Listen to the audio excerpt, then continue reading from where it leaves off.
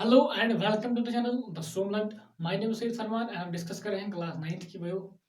हमारा जो चैप्टर है जो हम डिस्कस कर रहे हैं वो है टिश्यूज एंड हम आज के लेक्चर में डिस्कस करने वाले हैं कनेक्टिव टिश्यू।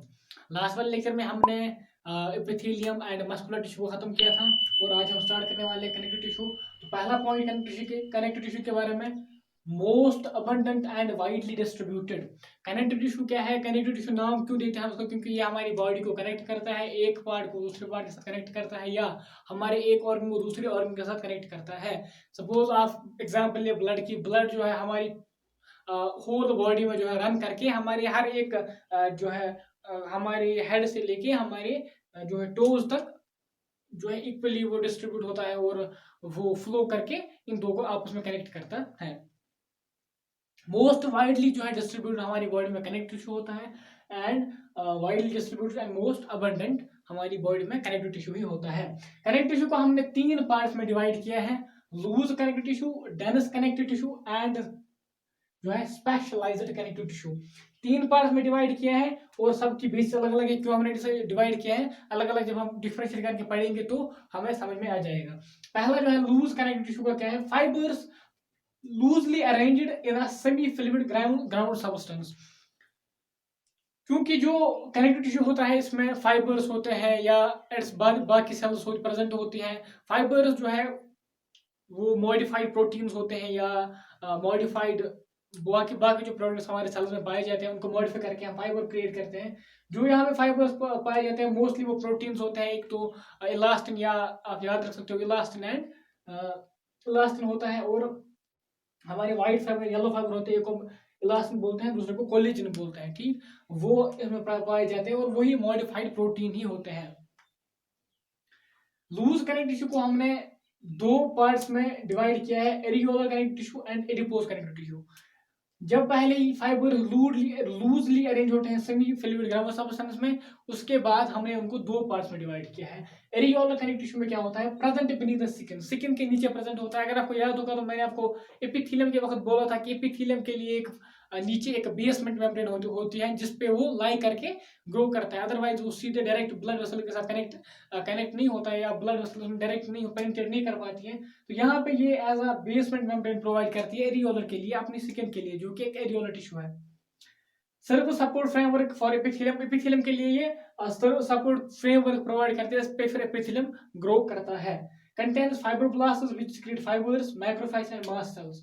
इसमें फाइब्रोब्लास्ट होती है, फाइब्रोब्लास्ट सिंपल सेल्स होती हैं जो फाइबर्स जो है सिक्रीट करती है, क्रिएट एंड सिक्रीट करती हैं फाइबर्स को। फाइबर्स में मैंने अभी आपको बोला वो भी मॉडिफाइड प्रोटीन्स होते हैं, वो स्ट्रेंथ प्रोवाइड करते हैं, फ्लेक्सिबिलिटी प्रोवाइड करते हैं सेल्स को या इन टिश्यूज को। मैक्रोफेज होते हैं, ये फेगोसाइटिक नेचर में होते हैं। जो भी हमें डिस्ट्रॉय करना हो, ऑर्गेनली हो या डेड सेल हो या कोई और जो इन ऑर्गेनिज्म हो जिसने इन्वेड किया हो सेल को, मतलब फॉरेन ऑर्गेनिज्म हो, बैक्टीरिया हो एक्स्ट्रा, उसको भी ये खत्म करने में मदद करता है। मास्ट सेल्स की अपनी फंक्शंस हैं, हमें वो अभी नहीं दिया हमारे टेक्स्ट में, तो बेटर है कि ना जाए उसमें। एडिपोज कनेक्टिव टिश्यू का क्या है? Located mainly beneath the skin, skin के नीचे एडिपोज टिश्यू प्रेजेंट होता है। ये एक फैट जो कन्वर्ट जो स्टोर होता है वो एडिपोज टिश्यू में ही होता है। तो स्किन के नीचे जब ये होता है, जब स्किन के नीचे हमारा फैट लेयर होता है वो एडिपोज टिश्यू ही होता है। Cells specialise to store fat, इसकी सेल्स को स्पेशलाइज किया जाता है फैट स्टोर करने में। उनमें जो भी कंटेंट होता है वो पेरिफेरी में चले जाते हैं और बीच में जो है ऑयल किया जाता है इसमें स्टोर, और जो बाकी चीजें हैं न्यूक्लियर साइड में किया जाता है या बाकी ऑर्गेनिज को साइड में किया जाता है और बीच में स्टोरेज के लिए स्पेस प्रोवाइड की जाती है। Excess nutrients converted into fats and stored here, जो भी हमारी बॉडी में एक्सेस न्यूट्रिएंट्स होते हैं हम उनको फैट्स में कन्वर्ट करते हैं और फिर उनको एडिपोज टिश्यू में स्टोर करते हैं। ये आपकी जो है लूज कनेक्टिव टिश्यू के लिए इतना एनफ है। अगर आप इतना याद रखते हो तो आपके लिए बहुत ज्यादा है। Dense connective tissue, dense connective tissue में यही है, यहाँ पे फाइबर्स लूजली अरेंज्ड थे, यहाँ पे वो कंपैक्टली पैक्ड होते हैं। Orientation of fibre show regular and irregular pattern. अब यहाँ पे भी हमने दो पार्ट्स में डिवाइड किया है डेंस रेगुलर टिश्यू को।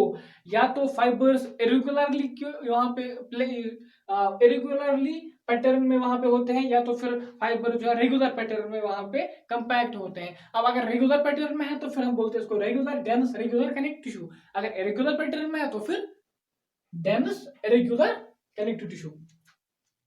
डेंस रेगुलर में collagen fibres are present in rows between many parallel bundles, जो है जो फाइबर्स होते हैं वो पैरेलल बंडल्स में वहां पे प्रेजेंट होते हैं, एक रेगुलर पैटर्न, एक रेगुलर फैशन में वहां पे पाए जाते हैं। Tendon and ligaments are examples. Tendons and ligaments examples है इसकी। अगर आपको मे बी आपकी टेक्स्ट में दिया है, अगर आपने अभी पहली बार अगर आपने पहले टेक्स्ट पढ़ ली है तो आपके लिए ये आपको याद होगा कि टेंडन्स जो है मसल्स को बोन्स के साथ कनेक्ट करती है। टेंडन्स एक स्ट्रेंथ प्रोवाइड करते हैं, बट उसमें लेस फ्लेक्सिबिलिटी होती है। टेंडन्स उतने फ्लेक्सिबल नहीं होते क्योंकि उसमें जो मेजॉरिटी ऑफ फाइबर्स होते हैं वो होते हैं कोलिजन फाइबर्स। कोलिजन फाइबर्स जो है वो स्ट्रेंथ प्रोवाइड करते हैं, ज्यादा फ्लेक्सिबल नहीं होते, उन्हें वाइड फाइबर्स भी कहते हैं। तो वो मसल्स को बोन्स के साथ कनेक्ट करके एक स्ट्रेंथ प्रोवाइड करते हैं, ज्यादा फ्लेक्सिबल नहीं है क्योंकि हम स्किन को ज्यादा बोन से खींच नहीं सकते, तो फिर स्किन उड़ जाएगी, बोन्स वही रहेंगे।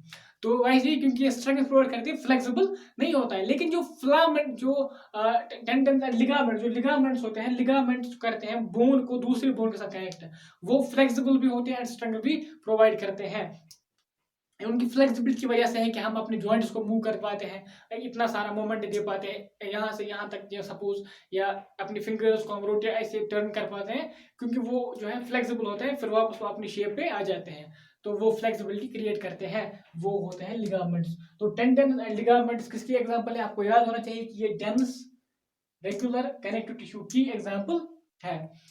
डेंस इरेगुलर में क्या आता है? Irregular pattern fibres and fibroblast वही प्रेजेंट इन सिकन। सिंपल सी बात है, इरेगुलर पैटर्न होता है और सिकन में प्रेजेंट होता है, ज्यादा इसमें है नहीं। अगर आप चाहो तो ये, अगर आप इतना याद रखते हो तो आपकी टेक्स्ट से इसमें बहुत ज्यादा लिखा है।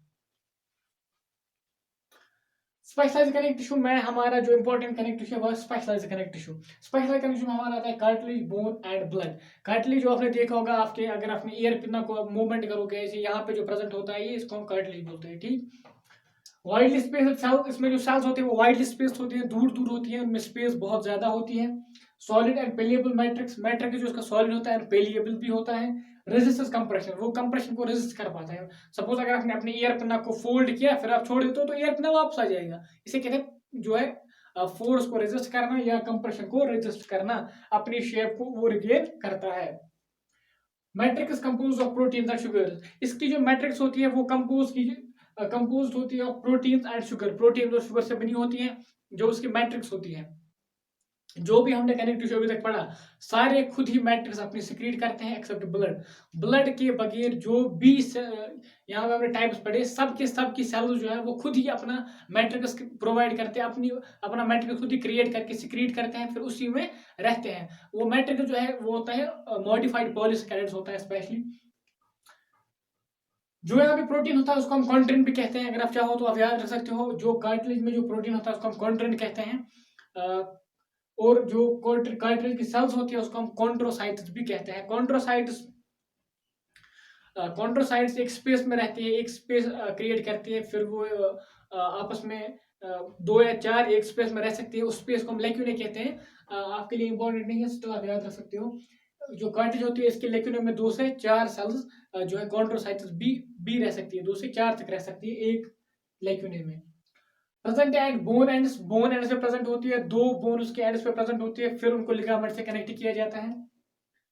नोज टिप पे कार्टिलेज होती है क्योंकि यहाँ पे फ्लेक्सिबिलिटी है। एयर पिन्ना में जो है अपना आउटर एयर पिन्ना, इसमें कार्टिलेज होती है। लेरिंक्स में कार्टिलेज होती है, जैसे वाइल्ड बॉक्स या आडम्स एप्पल भी कहते हैं। यहाँ पे जो लेरिंक्स प्रेजेंट होती है, यहाँ पे सॉरी कार्टिलेज प्रेजेंट होती है। एंड ट्राइकिया में जो सी शेप रिंग्स होती हैं वो भी कार्टिलेज की ही होती है। इतना हमें याद होना चाहिए, बाकी ठीक है। Bones form framework that supports body. Bones एक फ्रेमवर्क क्रिएट करते हैं जो उस बॉडी को सपोर्ट करता है। हम बिकॉज ऑफ बोन्स ही हम खड़े रह पाते हैं, मूवमेंट कर पाते हैं, एंड जो भी हम काम करते हैं इट्स बिकॉज ऑफ बोन्स, क्योंकि बोन्स हमें फ्रेमवर्क प्रोवाइड करके सपोर्ट करती है और हम फिर उसी को यूज करके अपने काम करते हैं। एंकर्स मसल्स, ये एंकर करती है मसल्स को, मसल्स जो है बोन पे लाई करती हैं और फिर मसल्स और बोन मिलके ही मूवमेंट क्रिएट करते हैं। ना तो खाली बोन मूवमेंट कर सकती है, ना तो खाली मसल मूवमेंट कर सकती है। जब वो कोऑर्डिनेशन में होते हैं फिर वो muscles with the help of bone एक मूवमेंट क्रिएट कर पाती हैं। Strong and non flexible, bone जो होती है स्ट्रॉन्ग होती है, वो बहुत लोड या बहुत कंप्रेशन जो है रेजिस्ट कर पाती है, और फिर लेकिन वो नॉन फ्लेक्सिबल होती है, वो फ्लेक्सिबल नहीं होती, वो उनको आप ऐसे मोड़ नहीं सकते, उनको मरोड़ नहीं सकते, वो टूट जाएंगी, ठीक, वो ब्रिटल होती है। लेकिन जो कार्टिलेज है वो फ्लेक्सिबल होती है। Bone cells are embedded in hard matrix made from calcium and phosphorus salts. जो बोन सेल्स होती है एम्बेड होते हैं एक साल्ट में जो हार्ड होता है, वो साल्ट जो है कैल्शियम एंड फास्फोरस से बना होता है, फास्फोरस से कैल्शियम के कंपाउंड से बना होता है।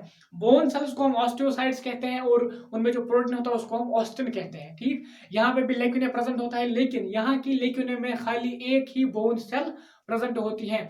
मेमेलियन बोन्स में हार्वेशन कैनल्स एंड वॉल्कमैन कैनल्स होती हैं। अभी के लिए हम अगर वो पढ़ेंगे तो आप कंफ्यूज हो जाओगे और वो आपकी टेक्स्ट में दिया भी नहीं है, तो इतना सारा आपके टेक्स्ट में दिया है, ये याद रखना आपके लिए इंपॉर्टेंट है। बाकी आप चाहो तो आप उसको छोड़ भी सकते हो। बोन सेल्स को ऑस्टियोसाइट्स कहते हैं एंड उनमें जो प्रोटीन है उसको ऑस्टिन कहते हैं। ऑस्टियोलॉजी भी कहते हैं स्टडी ऑफ बोन को, एक्सेट्रा। यहाँ पे क्या रखना है, कैल्शियम एंड फास्फोरस साल्ट से वो मैट्रिक्स बना होता है। ब्लड इंपॉर्टेंट है, ब्लड ही जो है सारा ट्रांसपोर्ट करता है, गैसेस हो, वेस्ट हो या फूड मटेरियल्स हो, जो भी हो सब जो है ट्रांसपोर्ट ब्लड ही करता है। Blood consist of plasma and formed elements. अगर हम अपनी जो है आरबीसी, डब्ल्यूबीसी एंड प्लेटलेट्स को ब्लड से निकाले, वहां पे जो भी बचता है फ्लूइड उसे हम प्लाज्मा कहते हैं। प्लाज्मा मोस्टली वाटर होता है 90-92%। बाकी जो उसमें एलिमेंट्स होते हैं आरबीसी, डब्ल्यूबीसी, आरबीसी का रोल तो आपने पढ़ा होगा, ऑक्सीजन कैरी करता है, उसमें हीमोग्लोबिन होता है एक्स्ट्रा, तो वो हम पढ़ेंगे आगे वाले चैप्टर्स में। Plasma contains protein, salts and hormones. Plasma ही होता है जिसमें प्रोटीन्स होते हैं, साल्ट्स होते हैं, हार्मोन, ऐसा जो भी होता है प्लाज्मा में होता है, और फॉर्म्ड एलिमेंट्स भी प्लाज्मा में ही डिप होते हैं। Blood transport is gases, digested food, hormones, waste material etcetera. ये तो सिंपल सी चीज है, सबको पता है कि ब्लड ही गैसेस ट्रांसपोर्ट करता है, डाइजेस्टेड फूड को ट्रांसपोर्ट करता है, हार्मोन्स को ट्रांसपोर्ट करता है, या वेस्ट मटेरियल्स को भी ट्रांसपोर्ट करता है। अगर आप नोट करना चाहें तो अभी आप स्क्रीन को पॉज करके इसको नोट कर सकते हैं। बाकी अभी हमारा करंट टिश्यू खत्म हो गया, अब हम लास्ट आते हैं, लास्ट वाला टिश्यू जो हमारे टेक्स्ट में दिया है हमारे इस चैप्टर में, वो है नर्वस टिश्यू। अब हम नर्वस टिश्यू को डिस्कस करेंगे। हम डिस्कस करने वाले हैं वो है लास्ट वाला पार्ट, वो है नर्वस टिश्यू। नर्वस टिश्यू के बारे में आप ऐसे समझ सकते हो कि जब भी हम किसी हॉट प्लेट पे अपना हाथ रखते हो तो हम जो है बहुत जल्दी ही अपना हाथ उठा लेते हैं। वो अपने विल के बाहर खुद ही हाथ उठ जाता है, या किसी पिन पे हमने पैर रख दिया तो खुद ही जगह एक लग जाती है कि हम अपना पैर जो है साइड में ले जाते हैं। It is because all of nervous system, वो कि एक स्टिमुलस जो उनको मिलती है, जो एक रेस्पॉन्स उनको मिलता है बाहर से, जो एक उनको एक केमिकल या कोई फिजिकल कुछ जो स्टिमुलस मिल जाती है, तो उसके रेस्पॉन्स में वो जो है फिर प्रोसेस करके वो जो एक्शन लेते हैं।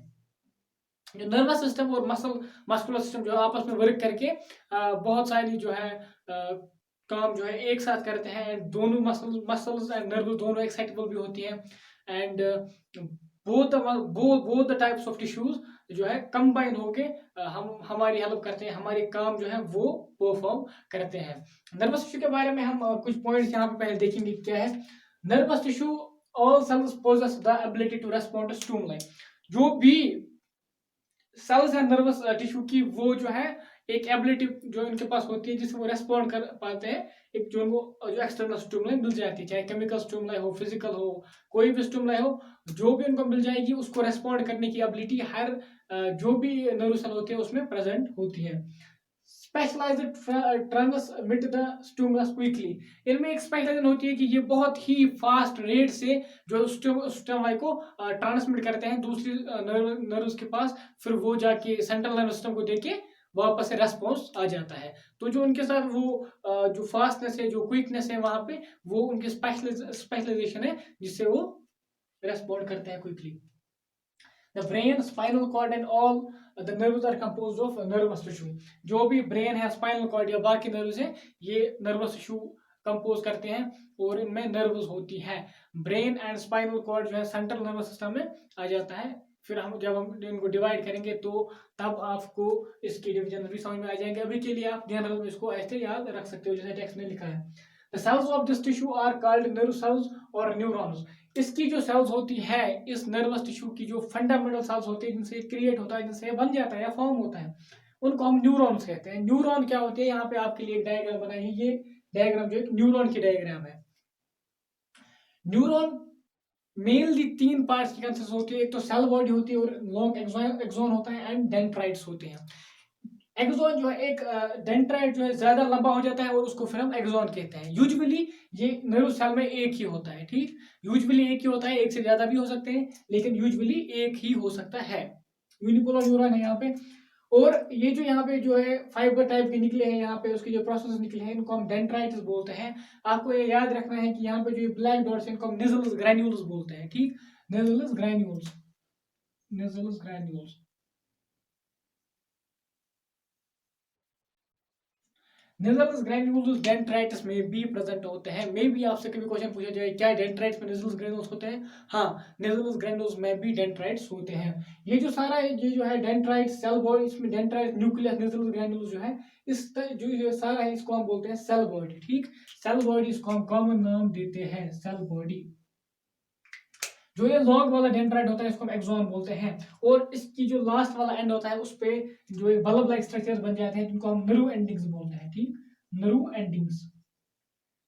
जब स्टिमुलाई डेंड्राइट से यहाँ ट्रांसमिट होती है तो ये फिर केमिकल जो है न्यूरो ट्रांसमीटर सिक्रीट करते हैं जिससे दूसरी जो न्यूरॉन है उसके पास ये स्टिमुलाई पहुंच जाती है। तो अभी के लिए आपको याद रखना है कि ये लॉन्ग डेंड्राइट होता है एक्सॉन, और इस ये जो है मोस्टली कवर्ड होता है बाय टाइप ऑफ सेल्स, उनको हम शॉन सेल्स कहते हैं। और फिर वो शॉन सेल्स जो है माइलिन शीथ क्रिएट करती है। यहाँ पे जो ये अब सेल्स बनाई गई है ये शॉन सेल्स है और ये माइलिन शीथ क्रिएट करती है जिससे कि जो इंसुलेशन प्रोवाइड होती है, फिर जो इसमें स्टिमुलाई आती है वो जो है वेस्ट नहीं होती या कम नहीं होती, उसमें नॉइज ज़्यादा नहीं आ जाता, वो बाहर नहीं जाती है और कंसंट्रेट रह के जल्दी से दूसरी सेल में, दूसरी न्यूरॉन में चली जाती है।